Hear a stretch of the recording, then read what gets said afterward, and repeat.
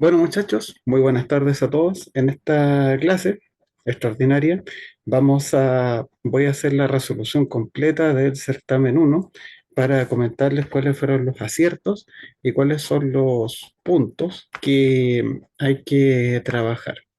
Para eso vamos a ir a la plataforma ADECA y en el módulo de evaluaciones, vamos a descargar el archivo que dice certamen 1 sección 5.ibinb.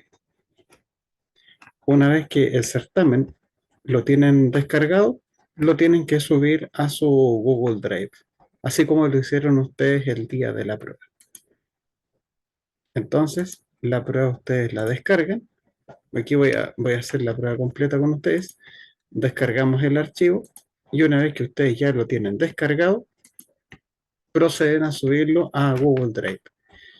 Para optimizar un poco el tiempo, ese trabajo ya lo hice, pero me imagino que eso ustedes ya lo tienen más o menos resuelto.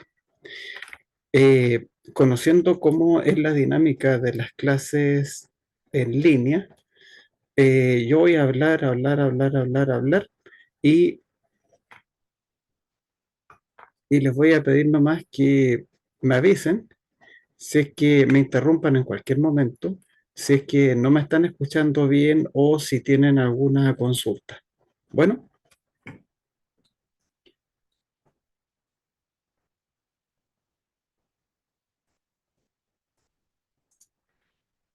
bien, vamos a ir al primer ejercicio de la prueba. Ejercicio que decía así.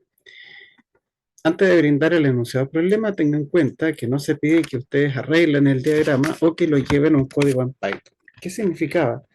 Que no arreglaran el diagrama. No había que poner cosas como, por ejemplo, hay un rombo que dice que B tiene que ser mayor que 100, por ejemplo, o B cuadrado mayor o igual a 1000. No había que decir eso. No había que cuestionar, digamos, la existencia de un rombo, sino más bien identificar errores de construcción del diagrama. Tampoco había que llevarlo a un código en Python, ¿ya? No se trataba de que uno tuviera que crear acá abajo una celda de código y empezar a hacer la transcripción. No, solamente había que identificar cuáles eran los errores que ustedes habían encontrado y mencionarlos. Algunos puntos para destacar. Me atrevería a decir que casi todo el curso hizo más o menos bien esta parte. La gran mayoría perdió puntaje por cuestiones de tipo ortográfico, que es bien importante y que eso fue evaluado también en la prueba. ¿Ya? Aquí decía, la ortografía y la redacción de las respuestas también serán evaluadas.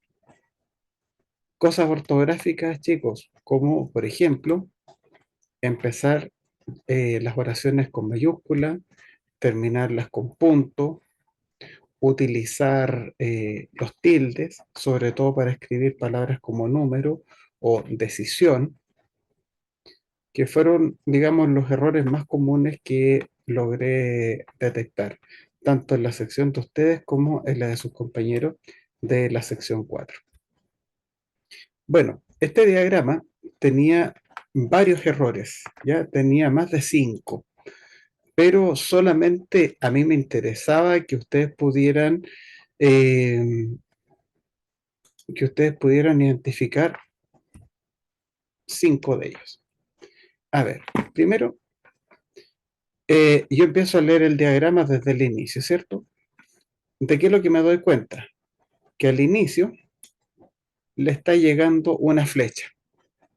Esta flecha de acá le está llegando el inicio y eso no corresponde, porque en la teoría habíamos dicho que del inicio tiene que salir una y solo una flecha y no le puede llegar ninguna. Entonces con eso ya tendríamos el primer error. Después tenemos un romboide. Esto es súper importante. Hubo algunos estudiantes que confundieron lo que es un romboide con un trapecio. El romboide es una figura así. Bueno, se supone que ahí la línea está derecha, pero un trapecio es simplemente un triángulo al que yo le paso aquí una recta secante y lo que te queda acá adentro, lo que te queda adentro es el trapecio, ¿ya? Son figuras, son figuras distintas, chicos. Entonces eso es para que ustedes lo tengan, eso es para que ustedes lo tengan presente. Entonces, primer error que detecté fue la presencia de esta flecha que no corresponde para nada, que apunta al inicio. Acá dice, leer un string A que sea par. ¿Qué es lo que era un string? Una string es simplemente una cadena de caracteres. Pero aquí me están diciendo que sea par. Y resulta que la paridad tiene que ver con números. ¿Ya? Si aquí hubiese dicho leer un número entero A que sea par, ahí les creo. Eso no sería objeto de error. Pero sin embargo, si me dicen un string que sea par, ahí ya tendríamos un segundo error. Entonces, el primer error que yo identifico simplemente con solo empezar a leer el diagrama estaría en esta flecha. El otro error estaría acá, en confundir un string con un número. ¿Qué otro error podríamos identificar? Antes de continuar, quiero que sepan que el orden en que ustedes escribieran los errores que detectaron es completamente irrelevante. O sea, para usted el primer error podría haber estado acá. Otros podrían haber pensado que el primer error estaba, por decirles algo, estaba aquí, ¿ya? Yo simplemente voy detectando los errores a medida que los voy leyendo, simplemente para que trabajemos de manera ordenada. Después decía, leer un número entero B que sea positivo. Eso no es ningún error, porque un número entero, perfectamente yo le puedo poner como condición que sea positivo. Lo que sí me percaté que hubo una prueba, una o dos pruebas, en la cual un estudiante puso que colocar dos romboides consecutivos era un error. Y eso en realidad no es un error, sino que simplemente al hacer dos romboides consecutivos hace que tu diagrama sea un poco más legible y sea más sencillo de entender, ¿ya? Así que hasta ahí vamos bien. ¿Qué otro error tenemos? Empiezo a ver que de este romboide me sale esta flecha y también sale esta flecha. ¿Se fijan? Tenemos dos flechas. Y resulta que en el diagrama de flujo tú te tienes que guiar por las flechas. Entonces, si tú tienes un romboide y de ahí te están saliendo dos, entonces cabe preguntarse, bueno, ¿para dónde tengo que ir? ¿El destino será acaso este rombo o será este rombo? No lo sabemos, ¿ya? Eso es un error, porque eso quiere decir de que este algoritmo no es determinístico, o sea, de que puedes ir para un lado o para otro, ¿ya?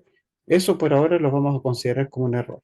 Entonces, el hecho de que tú tengas dos flujos distintos saliendo del mismo romboide es, eh, es motivo más que suficiente para argumentar que estamos en la presencia de un error, ¿sí? ¿Qué más tenemos acá, chicos? Supongamos que voy por acá, dice b cuadrado mayor o igual a 1000, no tiene nada de malo, ¿ya? No tiene nada de malo hacer esa pregunta porque un número entero positivo perfectamente puede ser tal que su cuadrado sea mayor que 1000. Basta elegir b igual 1000 y va a tener que 1000 por 1000 es 1.000.000. Entonces, no hay problema con eso. Pero aquí tenemos una cosa que dice a por b igual a 81. Pero resulta que ¿qué es lo que es a? A me están diciendo que es una string, es una cadena de caracteres. Y B me están diciendo que es un número entero. Y tú, una cadena de caracteres, no la puedes multiplicar por un número entero. Eso se puede hacer para repetir una cadena de caracteres n veces.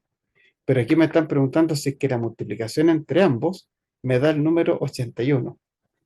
¿Ya? Y si tú multiplicas una string con un número entero, el resultado jamás va a poder ser un número entero. Entonces, este rombo está mal formulado por el hecho de que la letra A representa un string, ¿ya?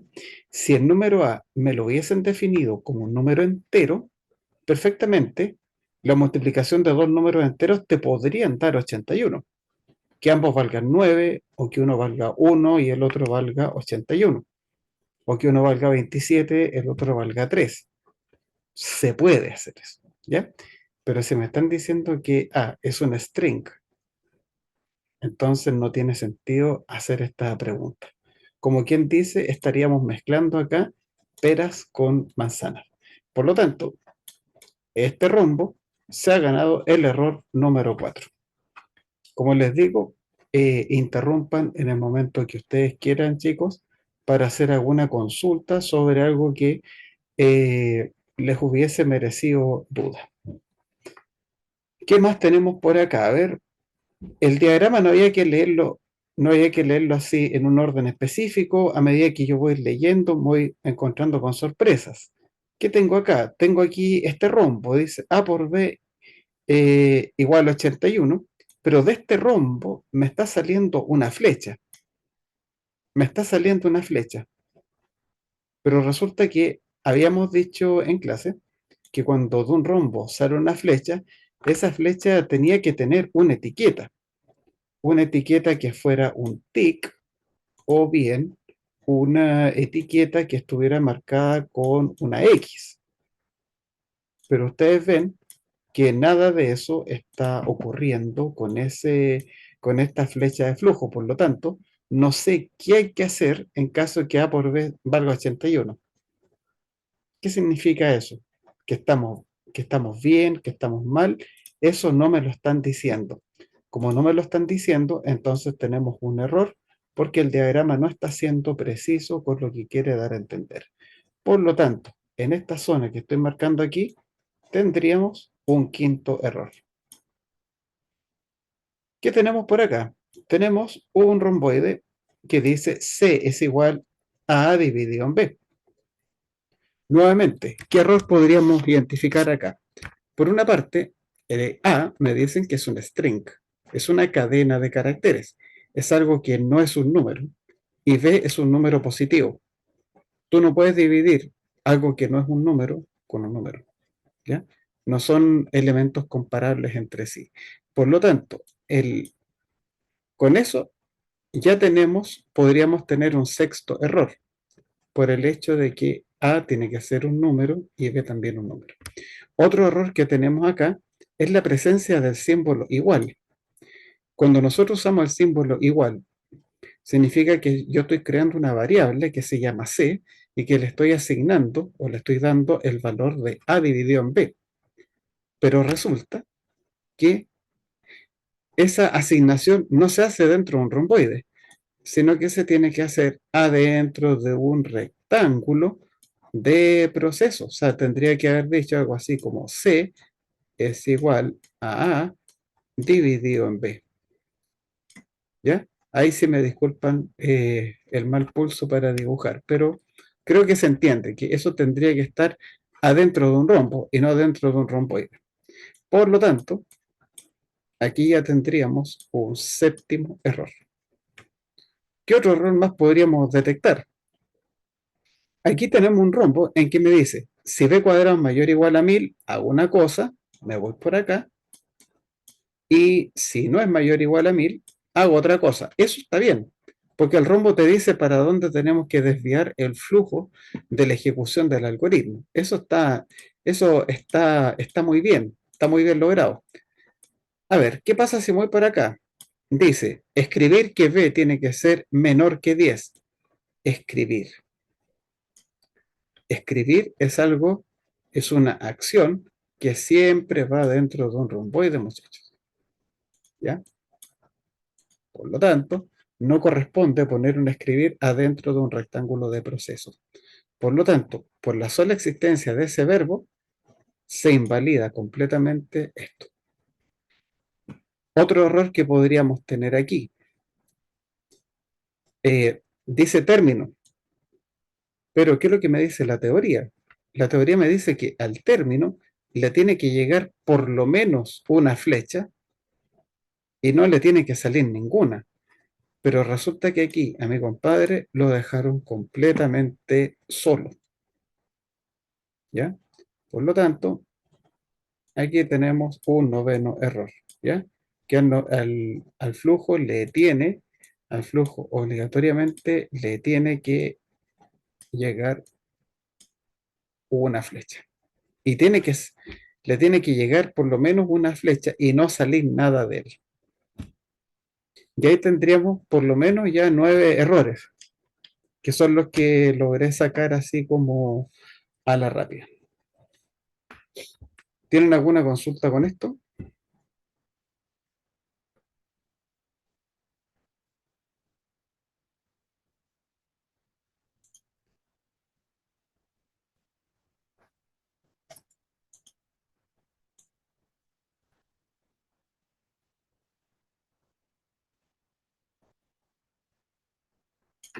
Bueno, vamos a ir al ejercicio 2. ¿Qué es lo que nos pedían hacer en este ejercicio? En este ejercicio nos pedían construir un programa en una sola celda de código. ¿Ya? En una sola celda de código teníamos que construir un programa. ¿Qué tenía que hacer ese programa? En primer lugar, leer y validar que la entrada corresponde a un número entero positivo llamado A. Leer y validar que la entrada corresponde a un número entero positivo llamado A. Entonces, así como para entrar a conversar, abrimos una celda de código. Lo otro, aquí nos decía arriba, sin que tenga que elaborar un diagrama de flujo. No porque los diagramas de flujo no sean importantes, sino porque por tiempo. Ustedes tenían 80 minutos. Si tal vez la prueba hubiese durado 2 horas, perfectamente podrían haber hecho un diagrama de flujo y luego haberlo traducido a código, pero el tiempo no lo permite. Entonces, nos vamos acá. ¿Qué dice aquí? Que lea y valide que la entrada corresponde a un número entero positivo llamado A. Entonces, voy a colocar un comentario. La colocación de los comentarios no afecta para nada a la nota. Si ustedes revisan en el informe que les envié, en ninguna parte se mencionaba que hubiese el más mínimo puntaje por colocar o no colocar comentarios.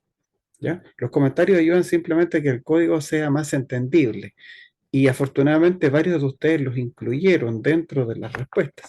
Y eso habla muy bien de ustedes, muchachos. Vamos a leer y validar que A sea un número entero positivo. ¿Sí? Un número entero positivo. Bueno, para hacer eso usamos un while true. While true y poníamos A es igual a int de input. ¿Por qué colocamos el int? Porque por hipótesis nos dicen que A es un número entero. Entonces vamos a poner aquí, escriba un valor para A, o proporciona un valor, o el texto que ustedes hayan estimado conveniente para poder eh, solicitar el valor. A es igual a int de input, y una vez que tú solicitas el valor de A, tienes que preguntar si que ese número es un número positivo o no. Entonces, si A es positivo, eso es lo que me está pidiendo el ejercicio, tengo que hacer un break. Con eso salimos del while. Le voy a dar play simplemente para comprobar de que esté todo funcionando bien hasta el momento. Por si acaso, en la corrección de la prueba, si ustedes no pudieron hacer una parte del programa, no quiere decir que esté todo malo, sino que yo te rescaté todo lo bueno que pudieran haber hecho, ¿ya? Independiente que los pasos previos pudieran haber tenido algún error. Escribo un valor para A, le voy a poner el valor 0, y aquí me lo vuelve a pedir, y me lo vuelve a pedir porque estamos pidiendo que A sea positivo. Si le doy valor menos 1, me lo vuelve a pedir. Si le doy menos 12, me lo vuelve a pedir. Si el A vale 4, ahí se detuvo la ejecución de esta celda porque se activó el break. Muy bien, entonces nos vamos, el punto, podríamos decir que el punto 1 lo tenemos listo. Eso de leer y validar es un código que lo hicimos varias veces en clase, y la única diferencia era que en vez de ponerle la clásica letra N, había que usar la letra A.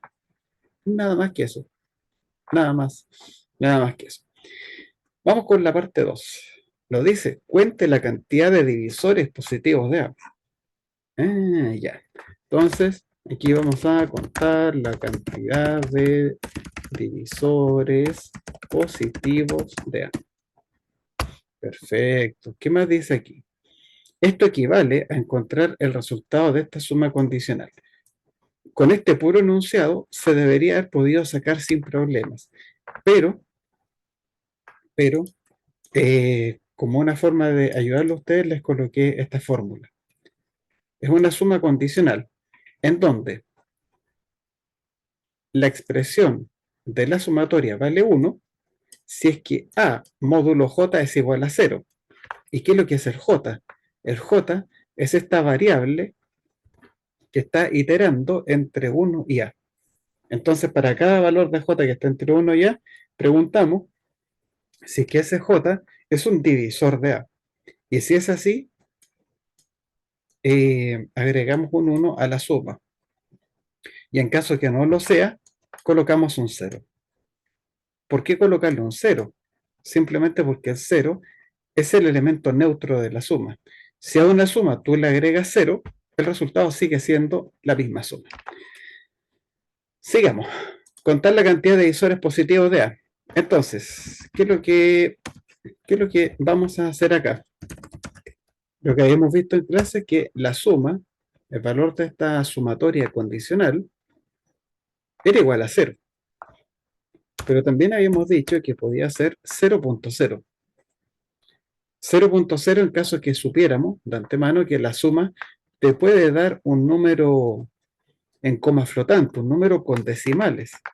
Pero sin embargo, si tú estás contando la cantidad de divisores positivos, esa cantidad siempre va a ser un número entero mayor o igual a 0. Después colocamos for j in range desde 1 hasta dónde. Esta sumatoria me dice que el j tiene que variar desde 1 hasta a. Bueno, me gustaría mucho poner desde 1 hasta a, pero el problema está en que yo no puedo usar a. ¿Por qué? Porque, por ejemplo, si el a valiera 7, el j va a tomar valores desde 1 hasta 6. Siempre llega hasta 1 menos de lo que me está indicando el término del rango, que es lo que tengo marcado ahí. Entonces, en vez de colocarle hasta a, tenemos que poner hasta a más 1. O sea, si yo quiero en realidad llegar hasta el 7, les digo que llegue hasta el 8. Porque si llega hasta el 8, me va a contar hasta el 7. Siempre tiene que ser 1 más de lo que yo necesito. Y aquí le colocamos coma 1. ¿Qué es lo que es ese coma 1? Que los valores de j van de 1 en 1. Porque así es como van dentro de una sumatoria. Salvo que hubiese alguna instrucción que me dijera lo contrario. ¿Qué tenemos aquí, chicos? ¿Qué tenemos acá? Cuando ustedes están planteando un range, al final, en vez de colocarle coma 1, perfectamente lo podrían haber dejado así. Si en el range, en vez de colocar los 3 argumentos, le pasan 2, se asume implícitamente de que el último vale 1. Así que colocar o no colocar el tercer argumento da exactamente lo mismo. ¿Qué es lo que hacemos con esto? For j in range, 2 puntos, le damos enter. Tenemos que implementar este condicional. Como dice condicional, como es una suma condicional, eso quiere decir de que vamos a tener una estructura con if dentro del for, ¿ya? Para poder discriminar a medida que avancen los valores de j, si es que el valor de j es o no es un divisor de a. Entonces, como yo tengo 2 condiciones, me basta solamente con un if y un else. Entonces te dice, si a módulo j es igual a 0, coloque un 1. ¿Cómo coloco eso? Si a módulo j es igual a 0, A la suma se le acumula el valor de 1. Y en caso contrario, ¿qué es lo que tenemos que hacer? A la suma se le tiene que acumular 0. O sea, suma es igual a suma más 0. Lo pueden escribir así, ¿ya? Aquí lo que estoy haciendo es respetar las fórmulas que me están dando los casos condicionales. Si ustedes se fijan, acá abajo dice suma es igual a suma más 0. Ustedes saben que suma más 0 es lo mismo que suma. Entonces, cuando tú tienes un else y aquí dice suma igual suma, en realidad estamos diciendo que la suma la deje tal cual, ¿ya? No hay que hacerle nada. Entonces, ustedes también podrían haber quitado toda esta parte del código y habríamos llegado a lo mismo, ¿ya? Porque si a módulo J no me da 0, el for tiene que seguir continuando hasta que el J haya llegado hasta el último valor admisible para él. Pero lo voy a dejar como suma igual suma más 0 para ser fiel a lo que decía el algoritmo. ¿Qué es lo que tenemos hecho hasta acá? Toda esta zona representa la creación de la variable j, o sea, de la variable suma. Aquí la suma se construyó. Esta es una fábrica que lo que hace es producir una suma. ¿Y qué es lo que me decía en el paso 3? Evalúa si la suma que obtuvo en el paso 2, en el paso anterior, es igual a 2. En caso afirmativo, escribo un mensaje que A es un número de Gillo, y en caso negativo, escribo un mensaje que diga que A no es un número de Gillo. Y nos piden usar un fstring y presentar el valor de A con la coma para separar las unidades de miles. En caso que el número A hubiese sido muy grande, se le coloca esta coma para que en la lectura de la salida el valor de esa variable sea más legible. Bueno, evaluar si en el fondo A es un número de Gillo. Eso decimos.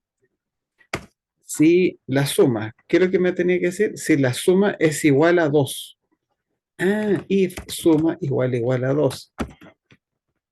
¿Por qué le colocamos un igual? Porque aquí yo estoy comparando.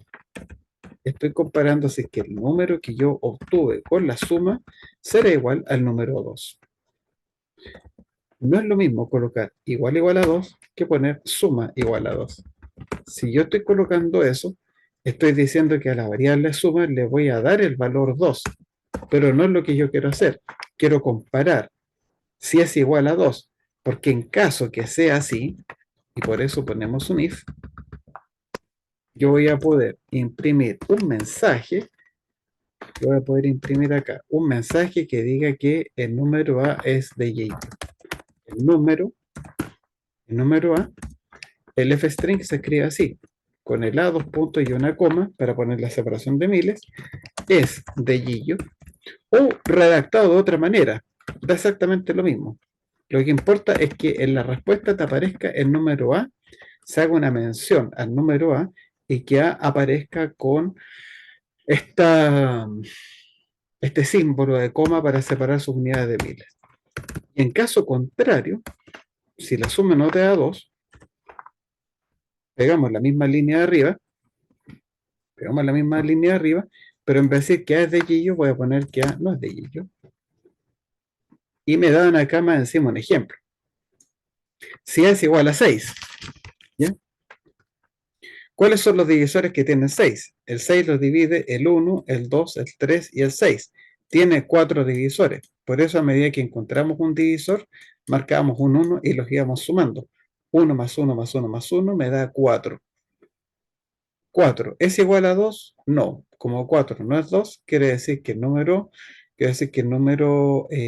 20 no era de Gillo. Si n vale 7. Ah, ¿cuántos divisores positivos tiene 7? Tiene 2. El 1 y el 7. Como esta suma te da 2, entonces 7 es un número de Gillo. Vamos a darle play. Si A vale 6, ¿qué pasa? El número 6 no es de Gillo.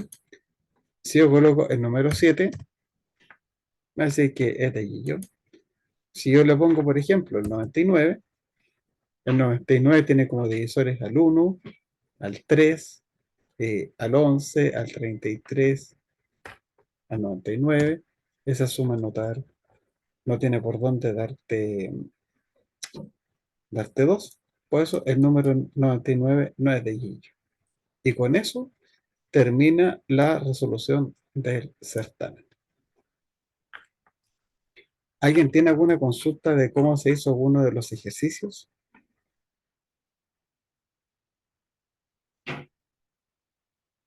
¿No? Ya. Lo que quede de clase, lo que nos quede de bloque, lo voy a destinar para reunirme con alguno de ustedes para revisar en privado si es que tienen alguna consulta con respecto a la revisión de su certamen. ¿Ya? Entonces, voy a terminar con la grabación, porque si toca revisar con alguien la prueba, la idea es que se respete su privacidad.